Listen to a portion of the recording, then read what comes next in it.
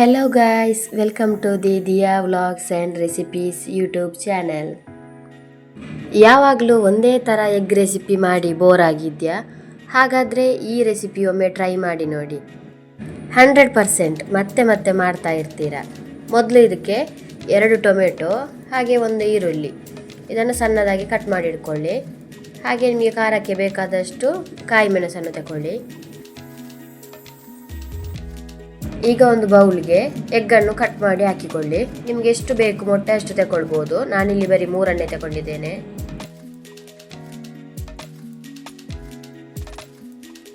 ಈಗ ಅದಕ್ಕೆ ಸ್ವಲ್ಪ ಉಪ್ಪು, ಸ್ವಲ್ಪ ಪೆಪ್ಪರ್ ಪೌಡರ್ ಹಾಗೆ ಸ್ವಲ್ಪ ಅರಶಿನ ಪೌಡರ್ ಇವೆಲ್ಲವನ್ನು ಹಾಕಿಕೊಂಡು ಅದನ್ನು ಚೆನ್ನಾಗಿ ಮಿಕ್ಸ್ ಮಾಡಿಕೊಳ್ಳಿ.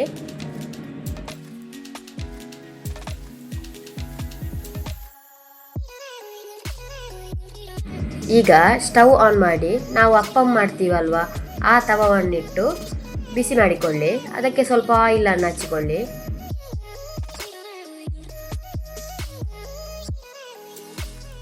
ಈಗ ಅದು ಬಿಸಿ ಆದಮೇಲೆ ಅದಕ್ಕೆ ನಾವು ಎಗ್ಗದ್ದು ಮಿಕ್ಸ್ ಮಾಡಿ ರೆಡಿ ಮಾಡಿ ಇಟ್ಟಿದ್ದೀವಿ ಅಲ್ವಾ, ಅದನ್ನು ಸ್ವಲ್ಪ ಸ್ವಲ್ಪನೇ ಚಮಚದಲ್ಲಿ ಹಾಕಿಕೊಳ್ಳಿ.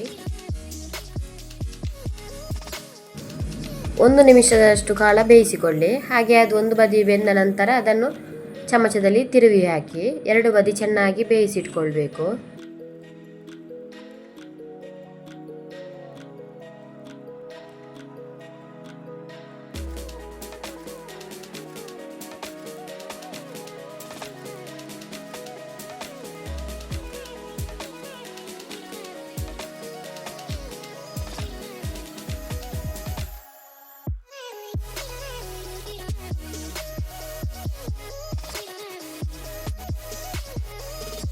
ಇದೇ ರೀತಿ ಎಲ್ಲವನ್ನು ಅಪ್ಪಂ ರೀತಿ ಮಾಡಿಟ್ಟುಕೊಳ್ಳಿ.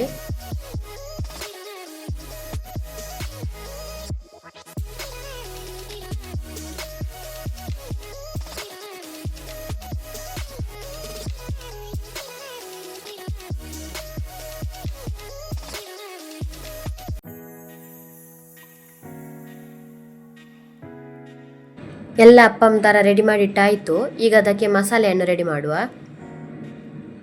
ಒಂದು ಪಾತ್ರೆಯನ್ನು ಇಟ್ಟು ಅದಕ್ಕೆ ಸ್ವಲ್ಪ ಆಯಿಲ್ ಹಾಕಿ ಅದು ಬಿಸಿ ಆದಮೇಲೆ ಅದಕ್ಕೆ ಈರುಳ್ಳಿ ಹಾಕಿ ಫ್ರೈ ಮಾಡಿಕೊಳ್ಳಿ.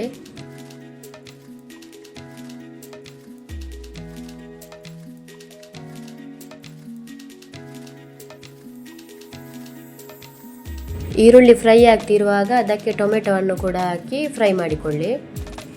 ಟೊಮೆಟೊ ಬೇಗ ಸ್ಮೂತ್ ಆಗಲಿಕ್ಕೆ ಅಂತ ಹೇಳಿ ಸ್ವಲ್ಪ ಉಪ್ಪನ್ನು ಹಾಕಿಕೊಳ್ಳಿ, ಆಗ ಬೇಗ ಅದು ಸ್ಮೂತ್ ಆಗ್ತದೆ.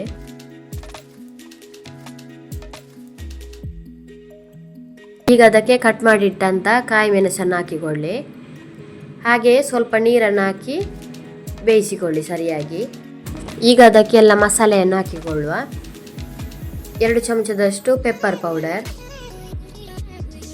1 ಚಮಚದಷ್ಟು ಗರಂ ಮಸಾಲ, ಹಾಗೆ ಬೇಕಂತಿದ್ರೆ ಚಿಕನ್ ಮಸಾಲವನ್ನು ಕೂಡ ಆ್ಯಡ್ ಮಾಡಿಕೊಳ್ಬೋದು.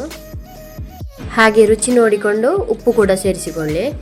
ಅದು ಚೆಂದ ಕುದಿ ಬಂದ ಮೇಲೆ ನಾವು ರೆಡಿ ಮಾಡಿಟ್ಟಂಥ ಎಗ್ಗನ್ನು ಹಾಕಿ ಚೆಂದ ಮಾಡಿ ಮಿಕ್ಸ್ ಮಾಡಿಕೊಳ್ಳಿ.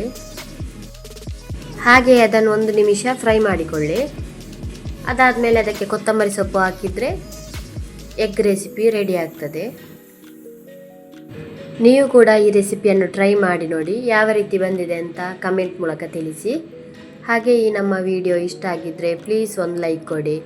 ಹಾಗೆ ನಿಮ್ಮ ಫ್ಯಾಮಿಲಿ ಫ್ರೆಂಡ್ಸ್ ಜೊತೆ ಶೇರ್ ಮಾಡಿ. ನಮ್ಮ ಚಾನಲನ್ನು ಸಬ್ಸ್ಕ್ರೈಬ್ ಮಾಡದೆ ನೋಡ್ತಿದ್ರೆ ಪ್ಲೀಸ್ ಸಬ್ಸ್ಕ್ರೈಬ್ ಮಾಡಿ. ಹೀಗೆ ಸಪೋರ್ಟ್ ಮಾಡ್ತಾ ಇರಿ. ಈ ನಮ್ಮ ಚಾನಲಲ್ಲಿ ಸ್ಯಾಟರ್ಡೆ ಮತ್ತು ಸಂಡೇ ರೆಸಿಪೀಸ್ ಅಪ್ಲೋಡ್ ಮಾಡ್ತಾ ಇರ್ತೀನಿ. ಹಾಗೆ ನಿನ್ನೆ ವಿಡಿಯೋದಲ್ಲಿ ವೆಜಿಟೇಬಲ್ ಸೂಪ್ ರೆಸಿಪಿ ಅಪ್ಲೋಡ್ ಮಾಡಿದ್ದೆ, ಅದನ್ನು ಕೂಡ ನೋಡಿಲ್ಲ ಅಂತಾದರೆ ಹೋಗಿ ನೋಡಿ. Thank you for watching.